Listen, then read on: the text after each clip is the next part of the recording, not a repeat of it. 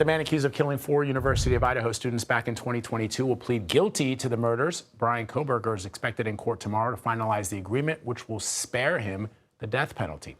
Let's bring in CBS News' Anna Schecter. She's a senior coordinating producer of the Crime and Public Safety Unit here at CBS News. Anna, good to see you.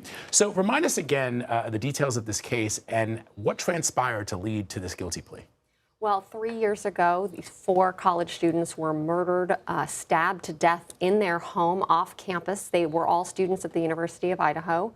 And investigators found surveillance footage of a car that looked just like Kohberger's car circling around, driving by, cell phone pings. They also found a knife sheath with his DNA on it that they said matched an Amazon.com purchase of his, a knife with a sheath.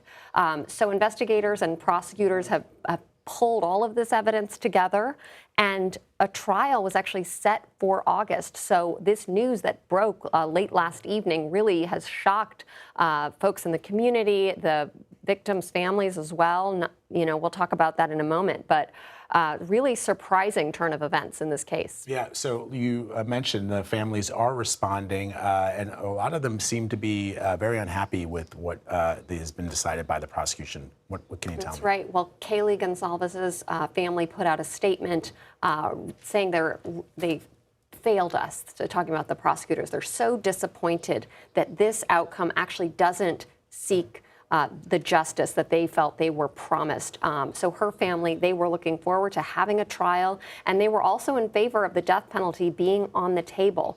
But the families, our own Jonathan Vigliotti, spoke to the father of Maddie Mogen. I think we have a soundbite from him. He felt relief upon getting this news. I think it's justice when you don't have to torture families that have been already through the most horrific thing they could ever imagine. And I don't want another day of this. And they're talking about decades. No.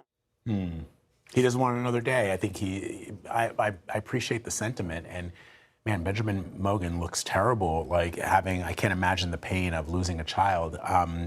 So is he unique and alone in feeling this way, or are the others sort of subscribing to that? You know, we haven't heard directly from the other families, but in cases like this, you often have victims' families disagree on what justice looks like. Every person is processing this in their own way. So this is pretty typical where you see people having differing views about what justice looks like, Vlad. Right. All right. Anna Schecter for us. Thank you, Anna. Appreciate it.